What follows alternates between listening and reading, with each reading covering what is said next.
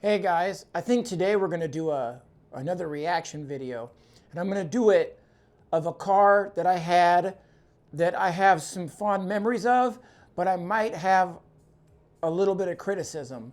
We'll see how we go. This is the Chevy Beretta GT. All right, here we go. You might remember a few weeks back we introduced you to Chevy's new Corsica four-door sedan, the first Chevrolet product of GM's reorganization, and we said it was a fine family car design. Well, now we're going to show you Chevy's new Beretta. Okay, the Corsica four-door sedan, I don't have a lot to say about that because it was kind of a garbage car if you asked me. And the Beretta has almost the exact same front end as the Corsica. The grill's black and it has a little bit of a spoiler underneath of the front bumper. But I'm not going to say that it's a bad look. I'm just going to say that objectively I feel that it's kind of a boring look. I don't think they took any risks. Corsica's two-door companion. It uses many of the same parts as the Corsica. But over the past few years, Detroit has come to realize that a coupe has to be more than a family car with a slick body. So now we get to see how well Chevrolet managed with their first sporty product of their new era. At first glance, the Chevy Beretta GT bears the expected My Beretta was also this same dark red color. resemblance to the Corsica, but a closer look shows the Beretta is a much different animal. You can see what I meant by the spoiler on the bottom of the bumper. It gave it kind of a sporty look. I had different wheels. My wheels were a multi-spoke design. While we describe the Corsica as handsome and sensible, the Beretta is lean and aggressive with the same get-out-of-the-way styling that characterizes its cousin, the Camaro. From aerodynamic headlamps to a flowing roofline to flush wraparound taillights. Okay, when GM owned Saturn, they had this, what I would call a light bar. There's the taillights, but they use a reflector in the center so it looks like one piece all the way from one quarter panel to the other. I personally have always liked that. Some of my friends, they didn't like that. Dodge's Charger, the last generation of Charger, had a really, really good looking light bar all the way across. Like I said, a lot of my friends didn't like that look, but I really did. The Beretta looks like it will slip through the air without a ripple. Even the unique door handles are flush mounted. Okay, these door handles, they do look really trick. They do look really good. The only problem with those door handles, and you'll see in some of this video from my perspective, GM had incredible quality control problems at this time. Most people who drove GM cars in the late 80s, early 90s can be honest and say that they weren't very, very well made. These handles, while they looked really good, if you took somebody, and everybody has someone like this in their lives, that whenever they close a cabinet door or sit down in a seat, they plop in the chairs and they slam doors, whether they try to or not.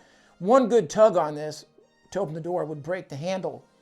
At the salvage yards, when you used to see Berettas, which you don't anymore, the handles were always gone. Either they busted or somebody had taken them. Most Berettas that I saw, or Lumina coupes, or the Oldsmobile versions, always had one handle gone. We used to make a joke. It didn't matter which coupe you had, you were going to open one door from the inside because the handle would be gone. They pull out from the door pillars, though we wonder if they'll freeze up and stick in ice and snow. The GT package adds full black trim, special wheels, and Again, I'm going to try not to be super critical, but I owned one of these, and the trim on the side of the car was held on by like a 3M stick tape, and that rubber strip would come off of those cars very easily. Plus, even though Chrysler, Dodge had the same problem, when you saw a Beretta, you routinely saw them with the clear coat on the paint flaking off. That tended to be a GM trademark in the late 80s, early 90s. Badges to complete the high-performance looks. And for performance, the GT gets the same 2.8-liter V6 that's optional. 2.8 liter V6. That ended up in a lot of different cars. The only thing I can say about those engines were they had, of course, intake gaskets that would leak, and then they had the dreaded head gasket that would fail. That's why when you bought one of these on Craigslist, you had to be very, very careful, because you would sometimes find one with a little toggle switch on the dashboard, and they would have wired that to turn the radiator fan on constantly, trying to deal with the overheating issues that came from either an intake gasket or a head gasket failure. On the Corsica, this multi-port fuel-injected power plant puts out 130 horsepower and 160 pound-feet of torque. 130 horsepower from a 2.8 liter V6. To put that into perspective, my Kia Soul has a 2 liter 4-cylinder and it's making 173. So it's amazing how technology has changed. The engine compartment is well laid out, and along with the Corsicas, is one of the best looking and most functional in any car, imported or domestic. The V6 allows the front drive Beretta to haul its 103-inch wheelbase from 0 to 60 in only 9.5 seconds. And our car ran through the quarter. This car has a 5-speed manual transmission, and admittedly my car had a 4-speed automatic, so I don't know how much that affected the time. Per mile in a quick 17 seconds at 81 miles per hour. The 5-speed Beretta is about a second faster than the V6 automatic Corsica we tested earlier. The Beretta GT gets the Muncie Getrag 5-speed manual transaxle as standard. It's smooth shifting and more precise here than in the Cavalier Z24 and Celebrity Eurosport that share. If you see with the boot for the shifter here, GM always cheaped out at this time frame, because if you look at the boot, the rubber accordion style boot, they could have put a leather cover over that and that would have made it look so much better. The same powertrain. The Beretta's handling is also up to its image.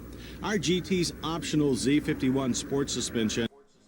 My GT had the Z51 package too, and I will say it handled really well. I used to like to take it on back roads with curves and straightaways. And let it flow through the corners with hardly a stutter. But body roll was a bit more than we expected, and the steering lacked road feel. Although our car's extra-large Goodyear Eagle GT tires and 15-inch wheels added a lot to its road holding. Extra-large 15-inch wheels. I mean, you can't find a car today with 15-inch wheels. The smallest wheels that I know of that come out are 16s or 17s. So that just shows again how times have really changed. Holding ability. We tried the Beretta GT on Georgia's Roebling Road racecourse, and we found it takes most turns with the nose pushing gently to the outside. But the tail end will come around to even things out if you lift your foot. And as for torque steer, there is. Most front-wheel drive cars have a bit of understeer, so that when you're going around a corner, you can actually feel the front end breaking loose a little bit, and it causes you to slow down. Oversteer is when the back end comes loose, and that's a little harder to do on a front drive car. There isn't much to speak of, even in full throttle turns. But the brakes on our car were a disappointment. An average distance of 128 feet from 55 miles per hour was okay, but the pedal felt sloppy, and the front disc. I will say that I do remember that I didn't trust the brakes in my Beretta very much, and later on in closing I'll talk about what I did to work on my Beretta, but yeah, the brakes weren't anything worth talking about. Up too easily. The Beretta's interior shares much with the Corsica. It's modern and handsome. Okay, here is where I'm going to get very honest. GM interiors of this time period, in my opinion, there's no way to put it, but they were just absolute garbage. The dashboard, the dash pad on the dashboard, they didn't crack as much as they literally bowed up from the heat. Plastics were incredibly cheap. Headliners, everybody knows GM headliners sagging. You also, on the sun visors, they had a little strip of material so that you could slide an envelope in or something, but those ended up sagging, and so people ended up trying to pin those up on the visor, or I just cut mine off, and it just tended to be a thing that all the cars of that generation had. The other thing that they had, heater cores failed. Heater cores failed like crazy underneath of the dash, and you ended up with antifreeze pouring into the passenger compartment. And windows. My mom and dad had a 91 Lumina APV van. Didn't matter what the car was, windows would fall into the doors because the tracks were such garbage.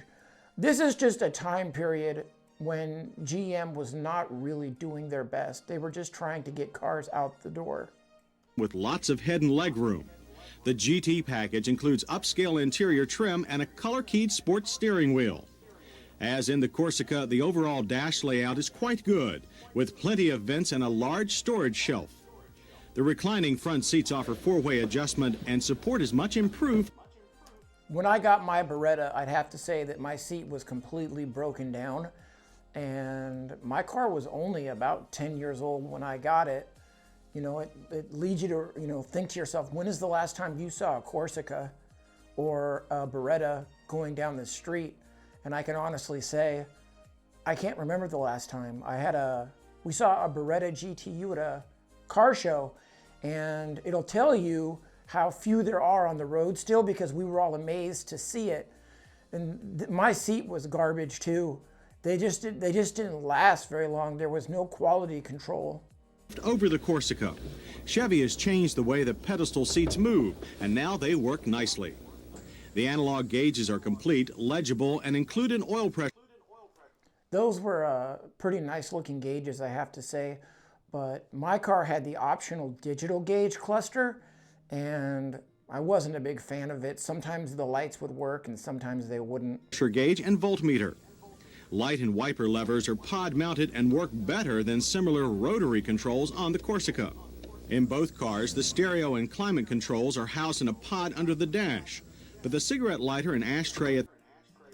Talking about the climate controls, I hope you didn't really like air conditioning because the air conditioning compressors didn't last too long. The tip of the mini console are too far away. Door pockets, along with a generous drawer-type glove box, provide plenty of storage for long trips. Now, one positive about the interior, you know how you open a glove box and the door comes down. I have to be honest, this pull-out glove box door, I think over time would cause it to have less squeaks than most glove boxes that we're accustomed to. And these black vents that are on the dash, they just look terrible. The rear seat is typical sports coupe, which means it's a little short on head and leg room. Later models will have rear shoulder belts. The Beretta's trunk is huge, with enough space for almost anything a coupe buyer would care to carry.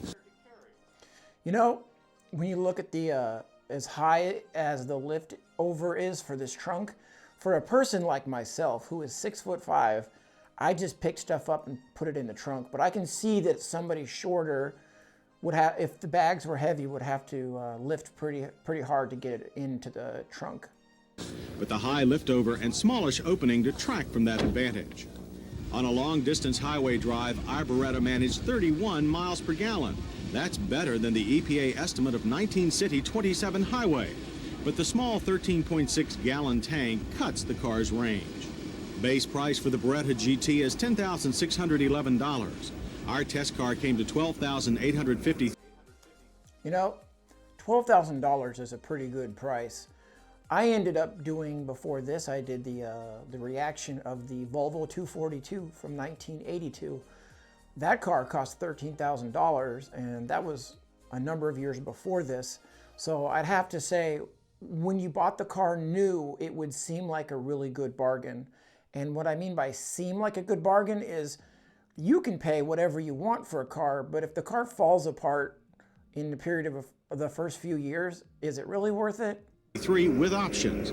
That's on par with most foreign competitors and cheaper than some of them. Our list of hits starts with the price. The GT is a genuine bargain. We also like its sharp Camaro-esque styling. Acceleration and handling are also good, and the Muncie Getrag transmission really makes the car come alive. Finally, we like the Beretta's excellent and complete gauges. Misses include the poor brake feel, a small gas tank, and the tight trunk opening. And we'd appreciate heavier steering feel as part of the Z51 handling package. In our safety check, the Beretta GT passes with halogen headlamps, radial tires, 5-mile-per-hour bumpers, and rear shoulder belts. It lacks only front passive restraints for a clean sweep. So let's get back to our original question. Is the Beretta more than just a two-door Corsica? Yes. Overall, it feels about 10 years younger. You know, the car is pretty attractive, in all honesty. I do again think that the front end is kind of mundane and there's nothing that catches your eye, but the shape of the car is really good looking. It looks athletic, and again, like I said, I really like the rear end styling of the car. A convenient thing, since Chevrolet expects to sell the Corsica to 35-year-olds and the Beretta to 25-year-olds. But we predict they'll also sell the Beretta to those of us who are a little older, but still 25 at heart. Okay, let's see. I owned a 90 Beretta, same color. And when I got it for a pretty good deal. I got it, I think, for like $2,000.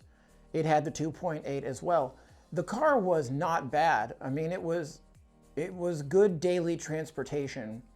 But I will say those quality control issues really plagued the car. The bowing dashboard, the sagging headliner, the seat that was broke down, that you could tell it wasn't made to be a car that would last 20 years.